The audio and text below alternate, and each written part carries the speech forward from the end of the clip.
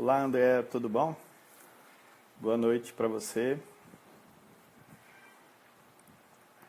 Dando um tempinho aqui para a gente começar o nosso bate-papo de hoje à noite, para falar um pouco sobre exercício e sistema imunológico com o professor Cláudio de Castro. Está para entrar aqui daqui a pouco. E a gente vai bater um papinho falando sobre imunidade, exercício, falando sobre atividade física, quais seus efeitos, quais são os benefícios, né, o que é importante para a população fazer. Então aproveita e convida os amigos aí para assistirem essa live de hoje. A gente vai começar daqui a pouco a conversar. Estou só esperando o professor Cláudio entrar por aqui. Fala, grande Albérico Júnior, tudo bom? Saudade de você, meu irmão. Esse tempão longe aí. A gente vai conversar um pouco hoje aqui sobre exercício e imunidade. Então, se você acha o tema interessante, tem alguém para indicar para assistir essa conversa, vai chamando pessoas para assistirem aqui conosco. E aí nós vamos desenvolver esse bate-papo por aqui. Olha aí, o professor Cláudio acabou de aparecer por aqui. Deixa eu chamar ele aí. E aí? Fala, grande Cláudio. Como é que estão as coisas, Pedro? Literalmente grande, né? É. Tudo certo, tudo certinho por aqui. Você tá bem? Tô bem, né? Sobrevivendo um dia após o outro, no meio dessa pandemia. Uma coisa que eu tenho falado para o pessoal, né?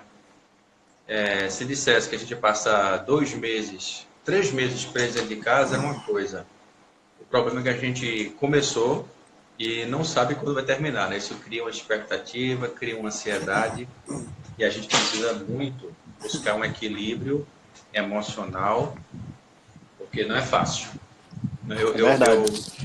Eu que me considero uma pessoa controlada, se é que se pode dizer assim, eu sinto certa dificuldade, eu imagino as pessoas que são mais ansiosas, são mais agitadas, são mais, sei lá. De fato, isso daí tem preocupado, né? Muito. Eu estava dando uma olhada no PubMed, né, e tinha visto lá uma série de artigos que já foram publicados nesse período aí de pandemia, falando sobre saúde mental, né? Em função do isolamento, lockdown, essas coisas todas. E mais recentemente uma conhecida minha que trabalha com um psiquiatra, ela falou que, olha, os atendimentos estão bem maiores, né, mais frequentes agora nesse período do que estavam anteriormente, né? Então isso daí é uma preocupação de fato real que a gente precisa ter hoje em dia, né? Eu já tiveram umas 4 ou 5 pessoas que me procuraram no WhatsApp sobre justamente se sentirem angustiados com isso, né? Aí eu falo, olha, primeiro ponto, tentar se acalmar. Eu sei que é fácil falar, mas não é fácil. E aí, Vando, tudo bom, Vando? Não é fácil, mas é preciso procurar se controlar. Uma das pessoas estava com pânico de chegar na janela com medo de pegar o coronavírus. Aí eu falei, olha, não é Nossa, bem assim. Não é bem assim. Veja bem, aí saí explicando para ela, mandei artigos para ela, falei dos perigos, dos reais perigos, e falei principalmente assim, o que a gente se propôs a conversar hoje, né? A questão do imunológico. Porque quando começou o primeiro caso de coronavírus, a sair da China, que foi mais ou menos novembro, dezembro, não tenho certeza agora, quando estourou fora, aí eu falei, isso vai chegar no Brasil, não tem como não chegar. E aí eu pensei, precisa fortalecer o imunológico. E aí, desde então, a gente tenta ao máximo buscar essa questão do imunológico, porque eu tenho a seguinte filosofia.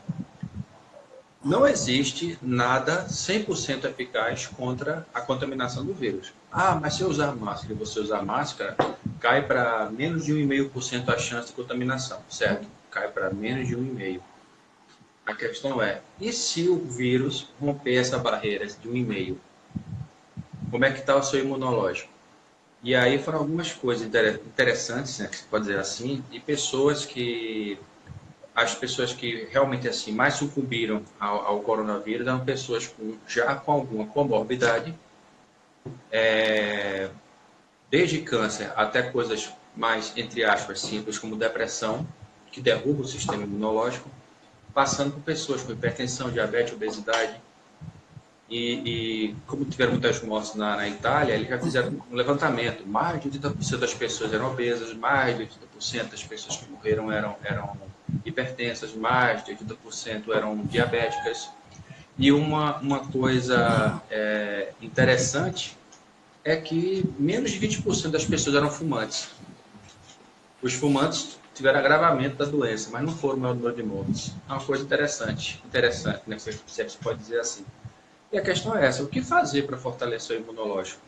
E se o vírus romper a barreira do álcool em gel, a barreira do lavar as mãos, da higienização, o que fazer? E aí, o que fazer é fortalecer o imunológico, que é a única garantia de verdade que nós temos. Até surgir realmente alguma medida profilática. O pessoal fala, estou esperando a vacina. Só que a gente que é da área de pesquisa sabe que para essa vacina dizer que é 100% eficaz, são uns 5 anos de pesquisa aí, né? Como qualquer coisa. Então, não é simplesmente porque surgiu a vacina, é preciso haver a comprovação. Por exemplo, a cloroquina saiu aí fazendo um monte de... tem um número grande de pessoas que sentiram meio a cloroquina, mas já saiu um estudo mais recente, que com um número com N muito maior, mostrando que não é bem assim. Algumas pessoas... Diga lá. Cláudio, é bem interessante, né, isso que você está falando, porque semana passada eu participei de uma semana inteira, né, de um curso sobre a parte de Covid-19, falando também sobre os assuntos mais comuns hoje dentro da pesquisa, né, que são a questão do como identificar de forma maciça o vírus, né? Que é uma das coisas que estão correndo aí para identificar. Então, o pessoal estava comentando, vai ter teste de farmácia, até agora nenhum teste rápido é eficaz para a detecção do vírus. Os pesquisadores estão identificando curvas diferentes, né, de expressão de imunoglobulinas em função da contaminação com vírus, né? E isso torna difícil identificar rapidamente o vírus. Uma outra coisa interessante que estão pesquisando é justamente sobre efeito de medicamento, né, que você acabou de falar sobre a cloroquina. E aí, assim, surge infelizmente, né, nesse contexto aí de identificar formas de tratar o problema, surgem, infelizmente, os erros aí éticos, né? Às vezes o cara, eu quero publicar, então eu vou lá, lanço um artigo científico falando de um determinado efeito que, na verdade, ele não usou métodos seguros para a identificação disso e ele está publicando somente para contar como publicação para ele. E aí esse tipo de problema, né, a gente tem vivido hoje porque isso gera, por exemplo, medidas de políticas públicas erradas em função de um determinado efeito que não existe. Além disso, como você bem falou mesmo, quem é dessa área de pesquisa em vacina, os caras já disseram, olha, é impossível que a curto prazo lancem uma vacina aí contra o coronavírus, isso daí não vai acontecer, né? Qualquer notícia nesse sentido daí é especulação, é apenas uma tentativa aí, de mídia, tentativa de se colocar em evidência, mas vai ser muito difícil isso acontecer. E aí, de fato, assim, a gente que é da área de educação física, né, a gente começa então a pensar no que podemos fazer enquanto profissionais para ajudar a população que está aí em casa, né? Que além de ter essa questão da saúde mental como um aspecto necessário, né, para cuidado, existem ainda as questões relacionadas à inatividade física nesse período de isolamento. E fora isso, o terceiro pilar, né, o terceiro aspecto que você já começou citando, que seria a questão de fortalecimento do sistema imunológico, né? E aí disso a gente vai discutindo mais para frente, né? Exato. E assim, só um adendo assim, que pesquisa, como a gente falou, é 5 anos. Só para as pessoas entenderem o que é uma pesquisa, hoje pode ser que o resultado seja a vacina e a cloroquina seja o vilão. Daqui a 2 anos, não, a cloroquina que realmente é um mocinho, a vacina não faz efeito. E finalmente, depois de 5 anos, descobre nem vacina nem cloroquina. Era o chocolate batom garoto. Às vezes, a pesquisa é assim, então a gente assim, vive realmente numa roleta. As pessoas estão tentando tudo, ivermectina, estão tentando didesimir, estão tentando sulfato de sabutamol, estão tentando timomodulina, estão tentando até com nicotina, por conta dessa questão aí que descobriram que os fumantes não sucumbem, a maioria não sucumbe ao coronavírus. Aí foram ver que a nicotina mimetiza a acetilcolina, e a acetilcolina ela faz controle dos esfíncteres pulmonares, fazendo com que expulse líquidos do pulmão. Não se sabe se é por isso, é tudo especulação, mas aí é que está. O imunológico é a única certeza que nós temos. Então, inclusive, eu vi isso de infectologistas, que como eu sou alérgico e agora me descobri asmático, quando surge esse negócio, eu vou logo pesquisar, porque eu sou do...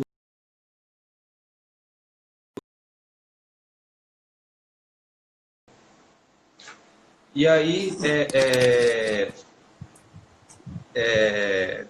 o que eu pude observar...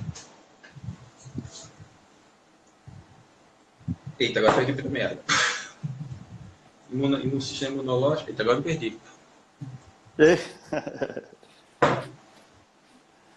O pior que acabaram ligando para mim aqui, eu nem ouvi direito o que tu tinha falado. Fui cortar a ligação aqui, senão eu continuava aí. Deixa para lá. Pronto, mas bom, vamos retomar então. Então, assim, o sistema imunológico sim, eu vi de vários infectologistas dizendo justamente o seguinte: só existem 2 formas de você barrar o vírus.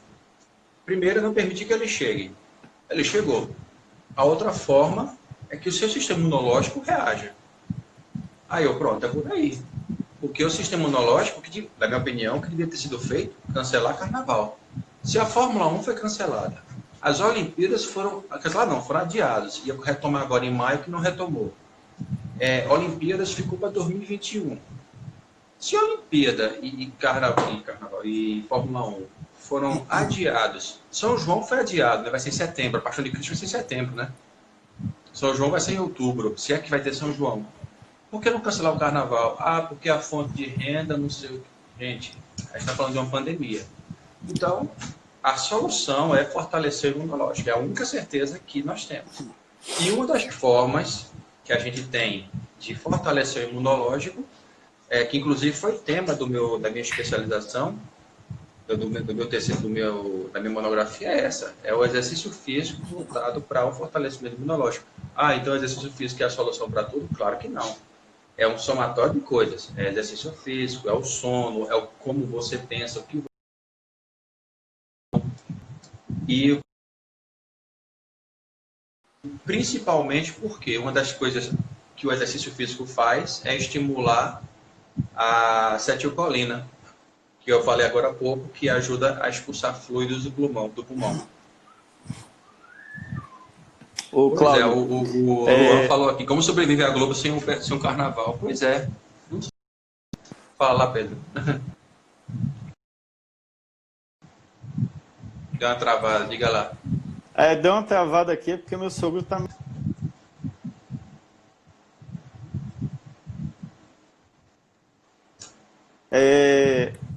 O que acontece, né? Quando a gente vai falar disso, do exercício associado ao sistema imune, né? Na semana passada, nesse mesmo evento que eu participei, um pesquisador italiano, que ele trabalha na Universidade Federal de Pernambuco e trabalha também na Universidade Italiana. Ele é um professor convidado. Ele estava comentando por aqui que lá na Itália... Ele é daqui ou de lá? Ele é daqui ou de lá? É italiano e está aqui como... Ele está aqui como professor da Federal, mas ele também é vinculado a uma universidade da Itália. Então ele fica transicionando entre os 2 países, né?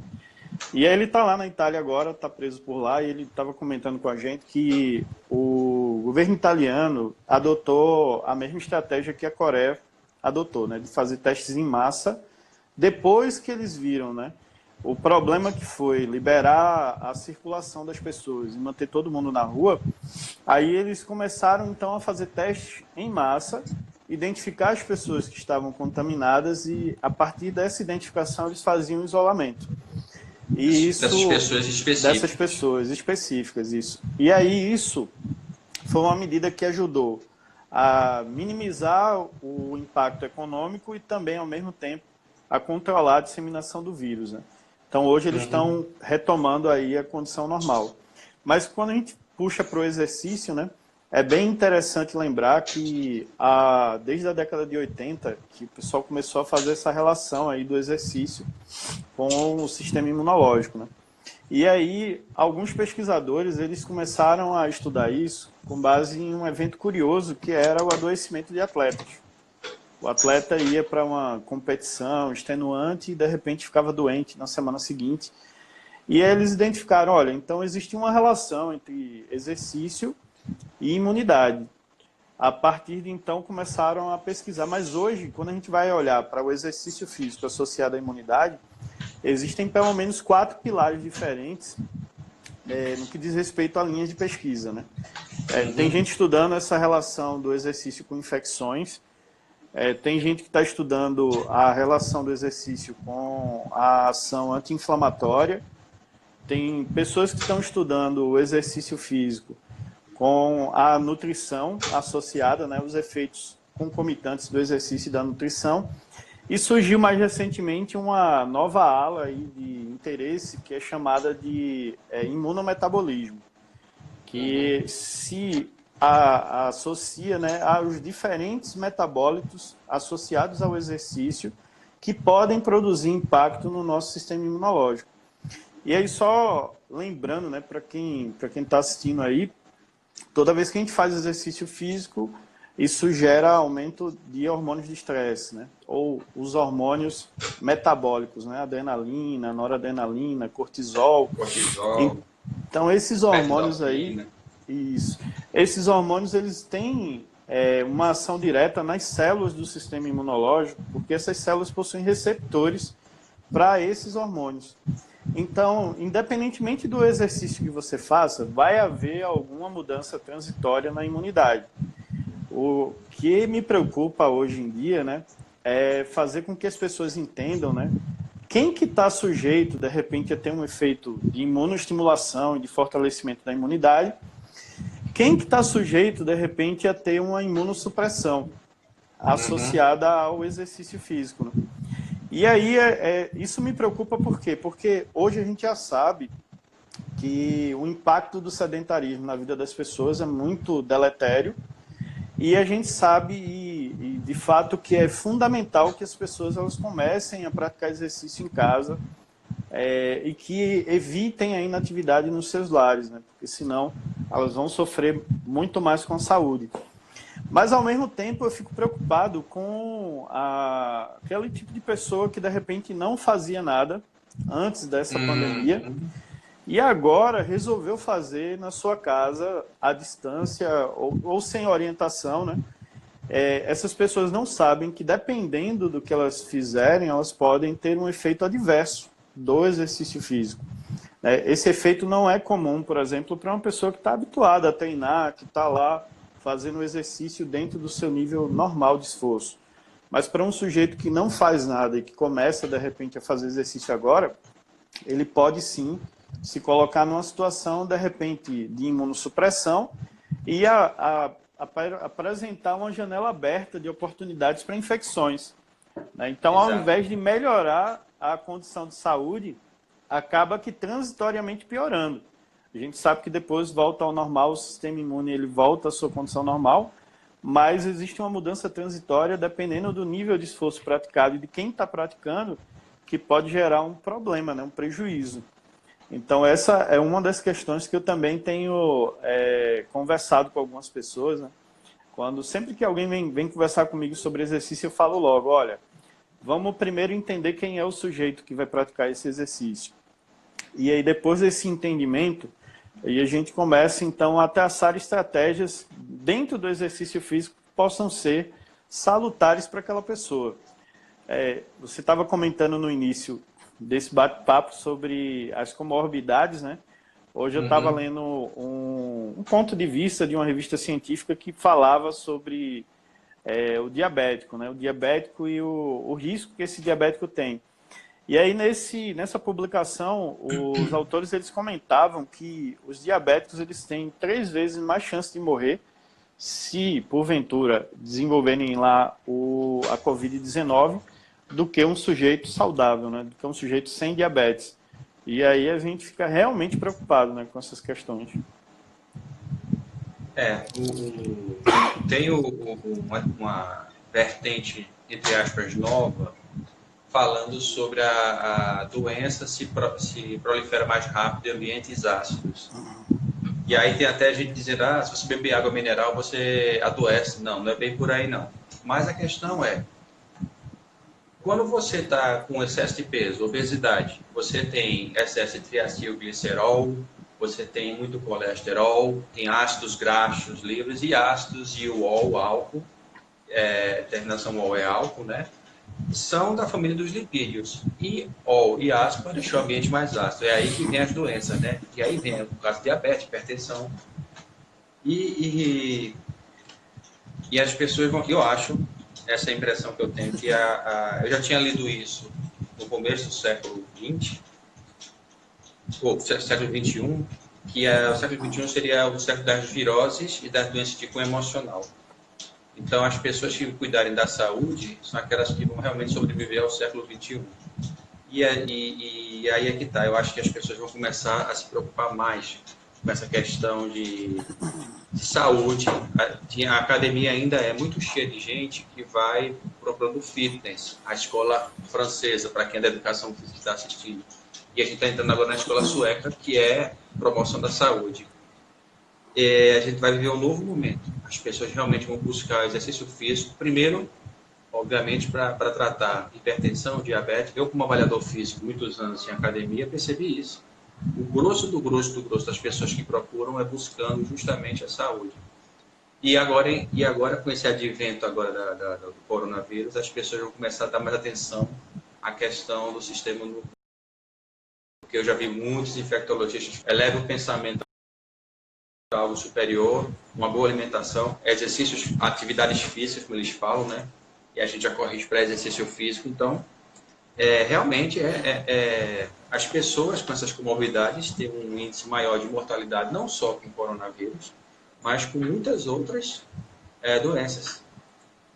Por exemplo, o H1N1, a maioria das pessoas morreram. O influenza B, que foi em 2002, acho que foi a gripe aviária, a maioria das pessoas que morreram estavam com esses quadros de comorbidades associados. A gripe Hong Kong,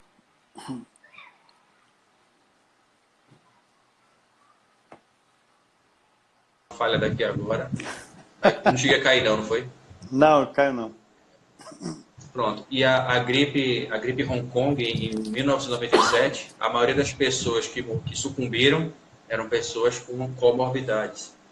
E aí até teve, não sei, criar polêmica, essas pessoas que estão morrendo, a maioria morreriam com qualquer doença. Tá, vamos tirar essa questão aí, vamos trazer para a questão do imunológico. Realmente é um fato. As pessoas com hipertensão, diabetes, são pessoas que, infelizmente, são pessoas que vão sucumbir mais facilmente a qualquer afecção que aconteça, vias aéreas superiores principalmente. E então, assim, temos que, mais do que nunca, pensar, quando acabar essa pandemia, correr para as academias, clubes, parques, pensando na saúde. Essa é a minha percepção. Agora não é só isso. Nutrição. Eu e minha esposa é nutricionista, a gente sempre fala brincando, né, que é tão importante a vida de um nutricionista na vida de um profissional de educação física, que eu me casei com a nutricionista, ela fala a mesma coisa, casou com um profissional de educação física. Mas é isso, a nossa profissão sem uma boa alimentação não é nada. Nós não somos uma ilha. E o imunológico passa muito pela questão de uma boa alimentação. E estado mental. A Fabiana Neves, nutricionista, é sua parente, Neves? Coincidência, né? Minha esposa também é nutricionista. Ah, é? Tua esposa é nutricionista? Quem é tua esposa? Agora vamos tricotar. Como é o nome dela? É, é ela que está aí, Fabiana Neves. Ah, Fabiana Neves. Tu conhece a Fabiana Neves? Nutricionista? Conhece, foi aluna dela. Foi tua aluna. Tu sabes que é minha esposa? Cris Pereira? Ah, então pronto. Foi de onde? Do Sei, Universo, foi? sei, sei. Foi lá da São Miguel. Da Federação Miguel, Fabiana Neves. Ah, então manda um beijinho. Manda um beijinho, ela tá mandando um beijinho aqui. Sim, foi aluna de Cris. Ela tá falando aqui, a esposa do Pedro Neves. Que mundo pequeno. Pois é, o mundo é pequeno. Então, assim, a nutrição. Então, ou seja, ela também acha importante se casar com um profissional da educação física. Foi isso que eu entendi, então. Foi, com certeza. Ô, Cláudio, e eu tava comentando, né, que a gente, na verdade, assim, eu fui para o mestrado para estudar sobre efeito do exercício na imunidade, né? Então, meu experimento lá durante o mestrado, ele foi voltado a aplicar diferentes intensidades de esforço e observar a resposta em alguns marcadores inflamatórios, observar a contagem celular. Foi esse tipo de coisa que eu fui estudar, né?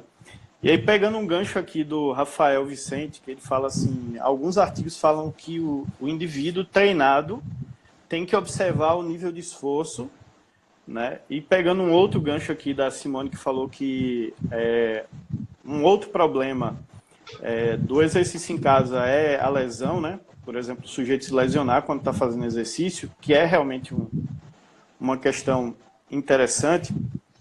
É assim, hoje existem duas curvas que são aceitas quando o assunto é a relação exercício e sistema imune.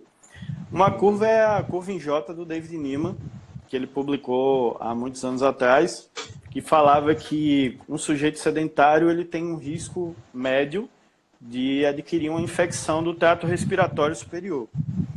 E quando esse sujeito, que era sedentário, ele passava um exercício com intensidade moderada, ou a uma contagem moderada de exercício, esse risco de infecções caía e ele melhorava a sua imunidade. Agora, quando esse sujeito ele iria para uma prática de alta intensidade, aí o risco para uma infecção aumentava. E isso o David Niemann observou estudando indivíduos sedentários, sujeitos ativos e atletas. Depois de um tempo, um outro pesquisador chamado Malm, ele criou uma curva que se tornou um S. Era a replicação da curva do David Niemann em J, só que existia uma outra condição para indivíduos bem treinados. E que ele falava que um indivíduo bem treinado, mesmo quando realiza um esforço de alta intensidade, esse risco para ele não é maior que o risco de um sujeito comum adquirir uma infecção do trato respiratório superior, né? E aí, toda vez que a gente fala sobre essas curvas, as pessoas às vezes perguntam assim, então, é proibido fazer alta intensidade de exercício? Eu sempre respondo que não. Só que volto à mesma questão que a gente estava comentando anteriormente, que é, eu preciso entender quem é o indivíduo que vai praticar o exercício. Então, a gente falando sobre obesidade, sobrepeso, né? A gente hoje tem a noção, né? A ciência trouxe para nós essa noção de que o excesso de gordura corporal aumenta a concentração de macrófagos e a produção de peptídeos, né? De citocinas pró-inflamatórias. E é justamente essa produção exacerbada que vai alterar o funcionamento celular, das células endoteliais, vai alterar uma série de coisas que geram as doenças, né? As doenças que a gente conhece nos dias de hoje, né? As pessoas pensam às vezes que essas doenças elas se relacionam apenas com a idade, com o envelhecimento, mas não, são doenças relacionadas ao estilo de vida. E aí por isso que a relação entre atividade física, nutrição, uma boa noite de sono, controle dos níveis de estresse, são fatores que vão ajudar sim a manter um equilíbrio em relação à nossa imunidade. E é importantíssimo que as pessoas entendam, né? Se o sujeito ele perde massa muscular, por exemplo, e aumenta a gordura, ele vai aumentar a condição para a ação desse distúrbio pró-inflamatório e, consequentemente, o surgimento de doenças. Então, qual que é o segredo, né? Qual que é o segredo? O segredo é, cara, tem que manter uma vida fisicamente ativa. Agora, se você já é ativo, ficou no isolamento aí durante a pandemia e está na sua casa e quer praticar exercício, pratique. É importante que você mantenha. Se você é Exato. sedentário e quer começar agora, cara, procura um profissional. É melhor do que você fazer sozinho na sua casa, né? A chance de dar um problema é muito maior, né? Imagina o cara faz um exercício lá de alta intensidade, aí esse exercício de alta intensidade aumenta o estresse oxidativo, faz algumas células dele virem a ter apoptose e, consequentemente, baixa a imunidade nesse período que a gente está vivendo agora. É muito arriscado, né? As pessoas acham que não acontece, mas é muito arriscado, né? A mesma coisa eu falo assim, porque acho que nas primeiras semanas da pandemia, eu mesmo tive alguns distúrbios de sono, né? Eu tive insônia algumas noites e aí fiquei um tempo sem dormir e estava já virando meio que uma rotina de ficar acordado durante a madrugada e no outro dia ir dormir de manhã. E de repente eu disse, não, eu tenho que ajustar esse negócio aí, não posso fazer isso não, porque o prejuízo para a saúde é muito grande, né? Isso. A falta de sono, o não ciclo noturno é uma outra coisa que derruba o sistema imunológico, né? Isso. Aí tem a relação de liberação de cortisol. Bom, aí é um outro assunto que ia demorar muito. Mas basicamente isso, as pessoas, mais ou menos como pessoas gestantes, né? A mulher nunca fez exercício. Aí descobre que está grávida. Vou fazer hidroginástica. Por que agora?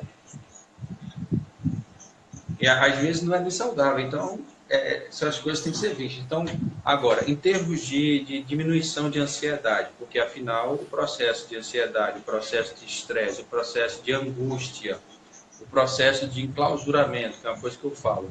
Uma coisa é você resolver ficar, olha, 2 meses preso dentro de casa, se programe. Então, eu sei que 2 meses vão passar, vai ser difícil, mas passa. Uma outra coisa é essa incerteza, que vai gerar uma angústia muito grande.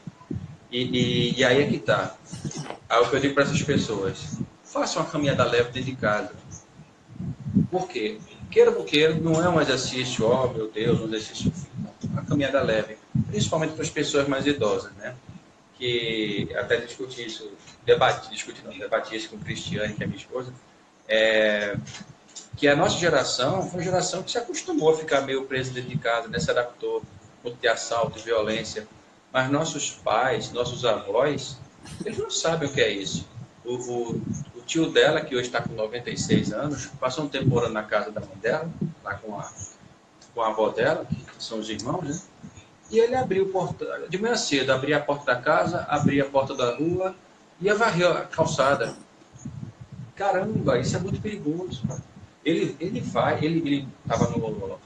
ali era Arruda, ele ia até Olinda, era Jardim Atlântico, para ir na boca do caixa pegar o dinheiro.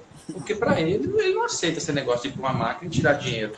Então você chegar para esse sujeito hoje e dizer você não pode sair de casa, é complicado. Então, assim, a minha preocupação, já se tratando falando de doenças mentais e pandemia, é como é que vai ser a condição mental desses idosos quando sair da quarentena. Então, para essas pessoas, eu recomendaria, faça a caminhada leve dentro de casa, tá ruim, tá angustiado, tá caminhando, uma caminhada leve, mas você nunca fez exercício, ou faz tempo que não faz. Essa caminhada é um exercício? É de baixo impacto? Mas é muito mais para acalmar o indivíduo do que propriamente um exercício. Mas que indiretamente é um exercício. Isso. É o que eu recomendo. E aí, assim, é bem legal você estar falando assim, dessa diferença geracional, né? Por exemplo, hoje, quando você vai numa academia de ginástica, você percebe que o público, né, a maioria das pessoas, elas estão se voltando a esforço físico de alta intensidade. E aí, um dia desse, um aluno me perguntou, né? Ele chegou para mim e fez assim, ô professor, o exercício de alta intensidade, por exemplo, o HIIT, né? Ele é mais eficaz do que o treinamento contínuo para emagrecer? E eu estava comentando com ele, eu disse, olha, cara, tem que entender de onde surgiu o contexto do HIIT, né? O contexto do HIIT surgiu da dificuldade que as pessoas têm hoje de passarem muito tempo fazendo exercício físico. Estarem numa academia de ginástica aí por muitas horas. Isso era coisa das pessoas mais antigas, né? A professora Carla Uhum. apareceu por aí, né? Um abraço para ela. Isso é coisa das pessoas mais antigas, que gostavam de fazer exercício por 2 horas, 1 hora e meia, 2 horas. Tinha gente que passava até mais. E aí, Uhum. conforme o mundo foi mudando, né, a sociedade atual ela é uma sociedade emergencial, é uma sociedade que tem um ritmo frenético, as pessoas não têm tempo para nada, elas estão trabalhando aí o tempo todo. Então, havia uma necessidade de adequar o exercício físico a esse perfil atual e também de não perder a boa resposta que o exercício dá, que é justamente o que as pessoas estão procurando.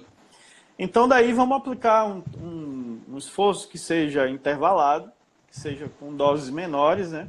E tenha intervalos, mas vamos aplicar também uma sobrecarga mais alta.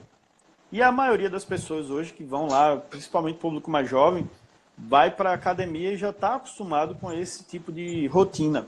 Já estão acostumados com esse tipo de esforço, né? Mas você pegar um sujeito, como você falou, que é mais velho, ele está acostumado a fazer um exercício com intensidade moderada, que tem uma duração maior, algo que o corpo dele já está condicionado a esse tipo de exercício, né? Então é importante que a gente entenda essas diferenças geracionais, também no que diz respeito a perfil, até porque, por exemplo, se eu pego um sujeito mais velho e começo a aplicar um modelo de esforço que seja associado a alta intensidade e curta duração intervalado, além de ter os riscos de lesão, ter também o risco de uma intercorrência, porque você pode não saber ao certo como é que estão as condições de saúde cardiovascular desse sujeito, ainda tem uma outra questão que é justamente sobre a ansiedade, que alguns estudos apontam que o exercício se torna ansiolítico. E aí a necessidade, né, que a gente entenda realmente assim, esse contexto, quem é que está fazendo o exercício físico. E as pessoas que estão assistindo aí, profissionais, não profissionais, né, estudantes, que também tenham essa consciência de observar direito quem é o sujeito que está praticando o exercício. E aí vem a pergunta, né? Então é proibido fazer exercício de alta intensidade? Não, não é proibido. Mas eu preciso entender quem é a pessoa que vai fazer o exercício, né, para adequar esse exercício à pessoa. Independentemente do tipo de exercício, se é treinamento de força, se é um treinamento com ergômetro, se você está fazendo um crossfit, se é treinamento funcional, né? É interessante que a gente perceba quem é o sujeito que está a praticar esse exercício antes de dar qualquer tipo de recomendação, né? Como a gente vinha falando anteriormente, o exercício modula a imunidade do sujeito.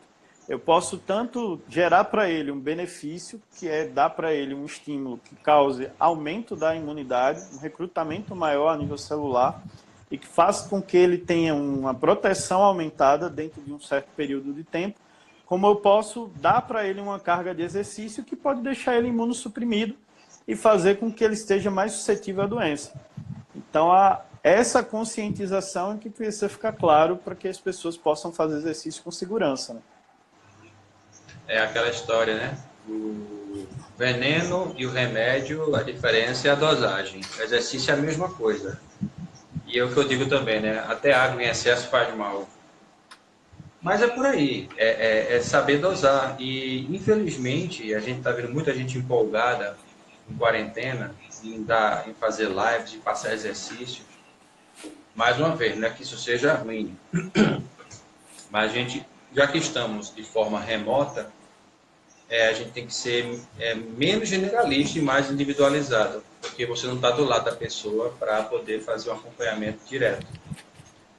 E certas coisas, por exemplo, eu não consigo imaginar uma pessoa percebendo se a pessoa está ficando mais esbafurida online do que ao vivo. Você está bem? Tô. Se a gente está bem mesmo, a respiração de perto, isso tudo é importante para a gente sentir o aluno. Mas, assim, em resumo, né? Fazer exercícios, se você já vinha fazendo, continue, minha opinião. Se eu nunca fiz nada, eu quero fazer agora, faça uma caminhada leve, faça o mais leve possível, se você realmente achar que precisa. Agora, se você está de boa na lagoa, vou fazer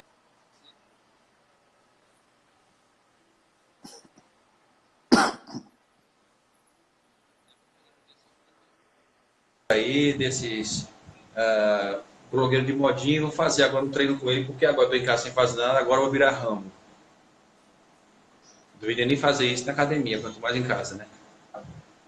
São questões que precisam ser levantadas realmente. Inclusive, uma coisa que foi levantado, né? Seria interessante, quando essas pessoas forem fazer lives, colocar o número do CREF. Por quê? Para mostrar alguma credibilidade. Principalmente para diferenciar dos blogueirinhos de moda. Houve uma situação aqui de um grande shopping no Recife que chamou uma dessas blogueirinhas para dar uma aula. Eu acho que foi para o Dia das Mães. E aí, muita gente caiu de pau, o próprio conselho caiu de pau. Sim, essa moça é formada em educação física e não sei mais o quê. No fim, chamado de última hora uma moça lá da Paraíba que deu uma aula para ela, orientou assim. A gente percebeu que foi uma coisa realmente de última hora, mas assim, é importante que a gente venha nos impor como profissionais, né? Principalmente porque tem muita gente aí que está se metendo, falando agora das nossas esposas, né? Muita gente se metendo a dar dicas de nutrição sem ser nutricionista, aproveitando essas lives. Tem gente se aproveitando para dar dicas e mais dicas sobre saúde mental sem ser psicólogo. Então, temos que ter esse cuidado. Aos profissionais que estão assistindo, né? Temos que ter realmente cuidado ao prescrever e de forma remota. Mesmo que a gente conheça o profissional, o aluno, é bom ter um cuidado maior. A gente não está do lado para socorrer se for preciso ou necessário. E sem querer ser alarmista, essa pessoa vai passar mal. Passou mal, o que você estava fazendo? Estava fazendo uma aula online com o professor fulano das tantas.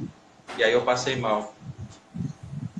Essa pessoa estava sendo monitorada, estava com um reloginho, um frequencímetro para saber o batimento cardíaco, para saber a intensidade. Mas eu conheço o corpo dela, ela conhece o corpo dela.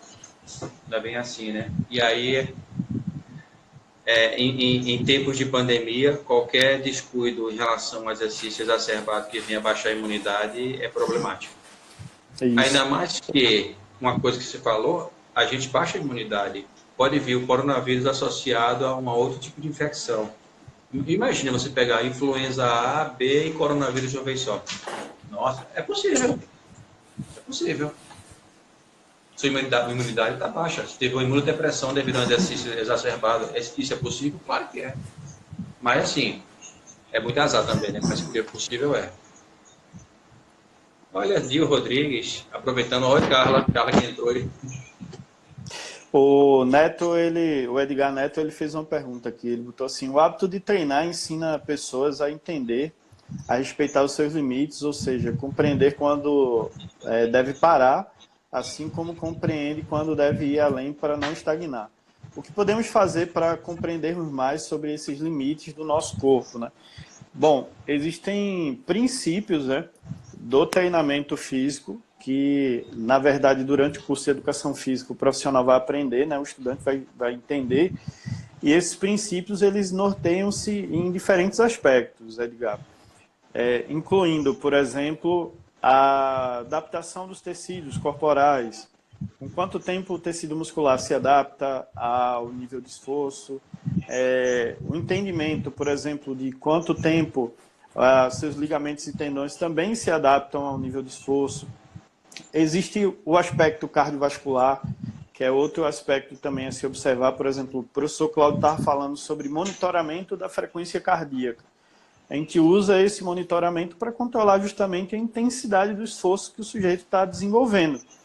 Para quê? Para saber se ele está dentro da faixa adequada em termos de estímulo para ter o benefício do exercício, mas também para controlar o exercício em termos de segurança. evitar que o sujeito ele extrapole lá quando está fazendo a atividade física dele. Uma coisa que é bem interessante, né, quando a gente está estudando sobre isso, é justamente entender que o tecido muscular ele se adapta rápido. Então, se você começa a treinar, a força vai aumentar. Mas isso não significa que, porque o tecido muscular aumentou força, você está preparado para aumentar a carga do treino, né? Só para a gente ter uma noção, né, uma ideia, alguns anos atrás eu estava num congresso da Sociedade Brasileira de Medicina do Esporte. E aí, nesse congresso, tinha um médico lá, ortopedista, que trabalhava com atletas. E o que foi que esse médico fez? Ele foi recorrer ao pessoal da biomedicina e ao pessoal da biologia, o pessoal que trabalha com biologia molecular, justamente para fazer um mapeamento genético dos atletas. Ele queria saber, por exemplo, quem que era mais suscetível à lesão e quem não era.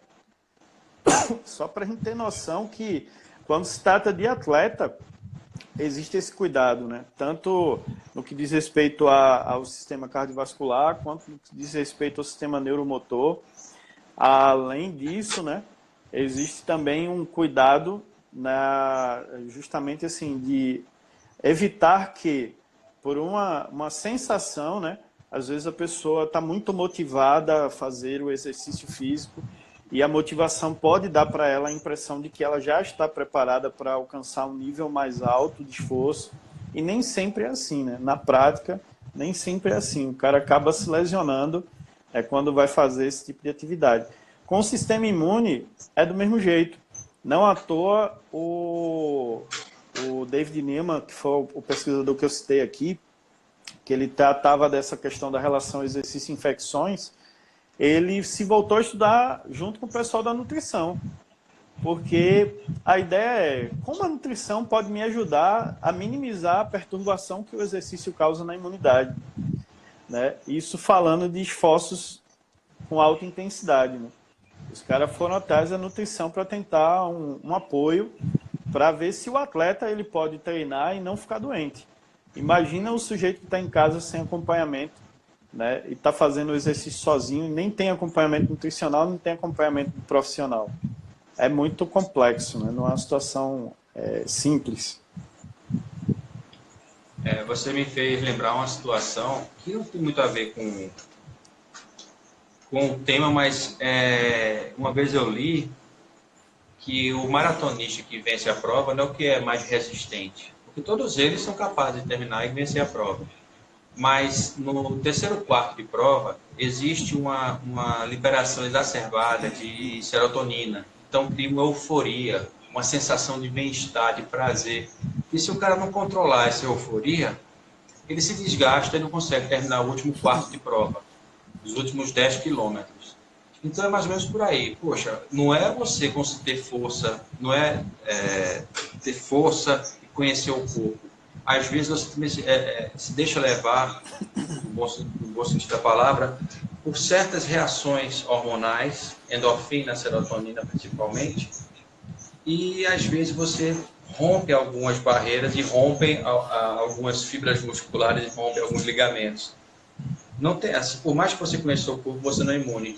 Outro exemplo que eu dou, tudo bem que eu tô velho, mas eu fui disputar o campeonato ano passado, de veteranos de basquete, e caramba, teve o Augusto Bonanetti, que o cara que joga, treina sempre, teve uma fisgada, um estiramento no lombar. E eu fiquei branco do lado roxo, e minha esposa não entendia das regras do basquete, que jogava um quarto inteiro, ela pede para sair. Ou seja, eu conheço meu corpo. Por mais que eu conheça meu corpo, naquele momento eu achei que dava. Porque afinal, não é porque eu estou correndo, eu estou andando, tô treinando, estou fazendo... É ritmo de jogo, é uma coisa totalmente diferente. E eu quis ter o ritmo de jogo, mesmo com a consciência que eu estava parado em termos de jogo, e com muito mais idade, eu fiz uma aposta errada em mim mesmo. Então, assim, por mais que você conheça o corpo, não conhece. Para isso, existem hoje os parâmetros externos, como o frequencímetro e medições bioquímicas. Houve um relato interessante na década de 90, 97, 98, a seleção de vôlei, sorriso, a seleção de vôlei estava com problemas, estava com as células encharcadas de potássio. Aí foram analisar. eles eram patrocinados, não sei se era Gatorade, Powerade, um desses. E todo intervalozinho, em vez de beber água, eu beber o Gatorade. E ali tem uma certa dosagem de potássio. Então eles estavam com as células encharcadas de potássio. Então eles estavam tendo uma queda no rendimento. Então, nós temos hoje a ciência ao nosso favor para pegar pequenos parâmetros. Mas na academia eu não vou estar preocupado com meus testes bioquímicos, claro. Mas você pode estar preocupado com a sua frequência cardíaca. Certos sinais que o profissional que lhe acompanha, pode enxergar que você não enxerga. Se isso fosse uma verdade absoluta, que você conhece o próprio corpo, fisiculturista, quando vai treinar, não vai treinar em conjunto, em dupla. Mas é porque um dá um toque para o outro. É fato. Mas não é só por isso. Não é só para socorrer. É para analisar a mecânica do movimento e tudo mais. E os caras são fisiculturistas. Os caras são campeões mundiais, regionais, locais, mas eles treinam em dupla, para um sair corrigindo o outro. Então, assim, é preciso tomar cuidado com essa questão de o cara conhece o próprio corpo. Ninguém conhece tão bem assim. E aí é que está, mais uma vez, a questão do cuidado quando for fazer exercício em casa. Eu estou na quarentena, vou começar a fazer exercício porque eu quero terminar a quarentena sarado. Toma cuidado. Toma muito cuidado. Eu diria que talvez, assim, para quem está em casa agora, né, fazendo exercício, não é nem hora de pensar muito em desenvolvimento físico. É muito mais hora de pensar em não perder condicionamento físico. Se você foca em manter o corpo ativo, manter o seu grau de condicionamento, manter a sua atividade regular, isso vai ser seguro para você e isso também vai te proporcionar o benefício fisiológico que você precisa, né? De não perder massa muscular, de repente ou perder pouco, né? Ou não ficar muito fragilizado, não ter um prejuízo a nível bioquímico muito grande, né? Porque a gente sabe que o hábito alimentar das pessoas nessa pandemia também está mudando. Tem muita gente, por exemplo, eu acho que fazia uns 10 anos que eu não comia um biscoito recheado. Eu comi nessa pandemia, né? Então, assim, é bem provável que as pessoas também estão mudando o seu hábito alimentar durante esse período. E essa mudança de hábito alimentar, né, ela pode trazer, sim, um prejuízo em relação a sobrepeso, em relação a, de repente, descondicionamento. Então, o que eu diria? Eu diria que é muito mais salutar que você agora pense na sua condição atual, em fim de manter o seu status de saúde e não procurar o desenvolvimento, né?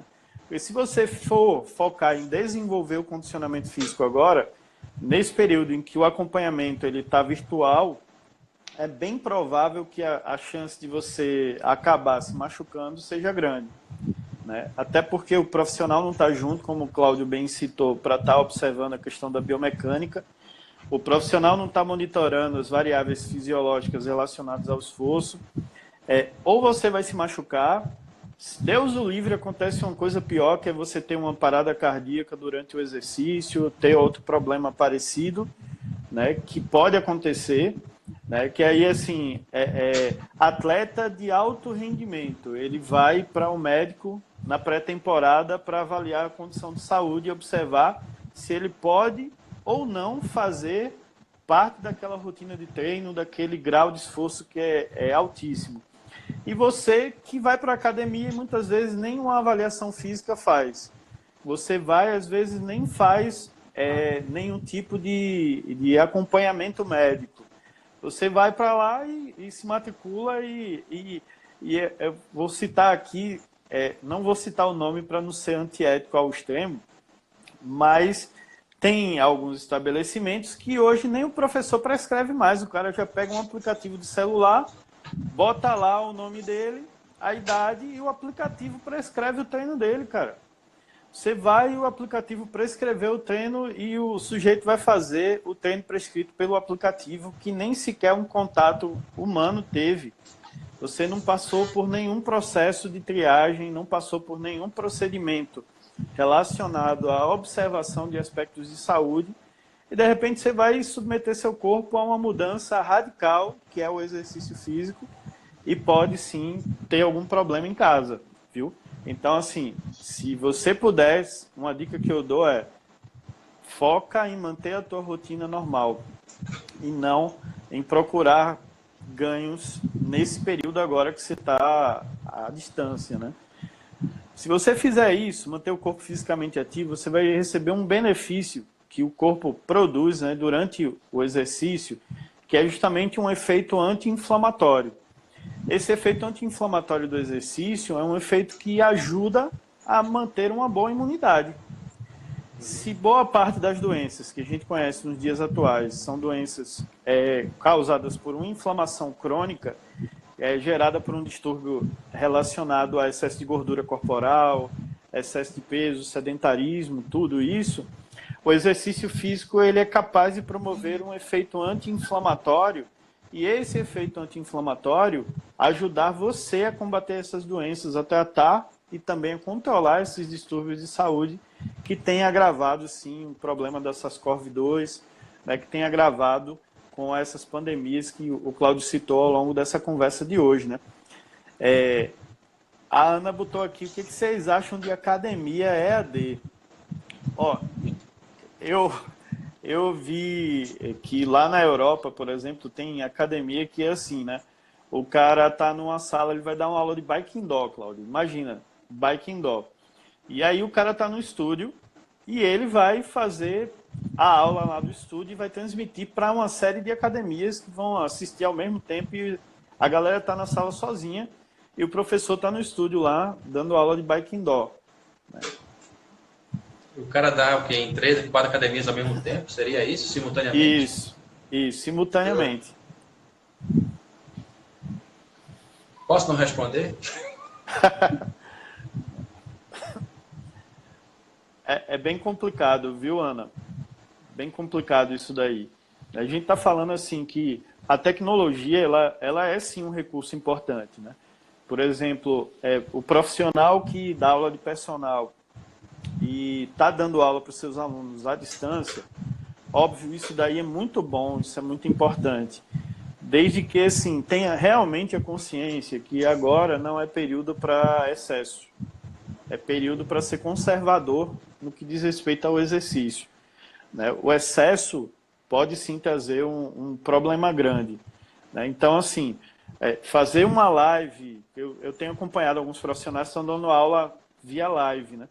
E fazer uma live falando sobre exercício físico pode ser algo muito benéfico, mas pode ser algo muito arriscado, como você mesmo está comentando aí. Eu particularmente, assim, sou a favor, não vou dizer que não sou a favor, mas existem casos e casos. Eu sou contra o cara estar no estúdio, não está nem vendo a cara do outro cara, do sujeito lá do outro lado, seja lá onde for. Agora, eu dar uma aula, pronto, que é uma coisa que tecnologia e com essa pandemia vai mostrar que é possível. Eu quero fazer aula com o professor Pedro Neves, mas mora em Brasília. Não tem problema. Não existe consulta online, consulta psicólogo. Consultoria, né? Consultoria, psicólogo online e tudo mais. Não existe isso. Qual o problema? Eu tenho que estar no mano a mano, eu estou lhe vendo aqui, eu sei as suas expressões, sei que está chorando, eu sei que está feliz, está contente. Por que não posso fazer um treino e observar, olha, essa perna assim, essa perna assim. Agora, eu tenho que fazer uma super anamnese e eu tenho que pedir para o aluno fazer um super monitoramento pessoal. E, obviamente, ter seus prós e contras. É ser muito cuidadoso. Mas que é possível, é. Agora, eu particularmente gosto muito do mano a mano. Pode ser que os que daqui a 40 anos vão ser os idosos que não entendem por que não é possível fazer aula EAD, de academia em EAD, né? Como os de hoje não entendem por que tem que ficar em quarentena. Mas é isso. Agora, um negócio interessante, né? Por exemplo, Ana, puxando aí para o seu gancho. Eu conheci uma pesquisadora, ela é inclusive médica do Hospital Português, e ela estabeleceu um projeto chamado Telesaúde. E aí, o que acontece? O Hospital Português tinha lá uma parceria com o governo da Paraíba. E aí, lá na Paraíba, obviamente, no interior da Paraíba, existem unidades de saúde, hospitais, que não têm todo o aparato técnico, né, para fazer uma triagem a nível cardiovascular que um hospital português tem, por exemplo. E aí, o que essa médica ela conseguiu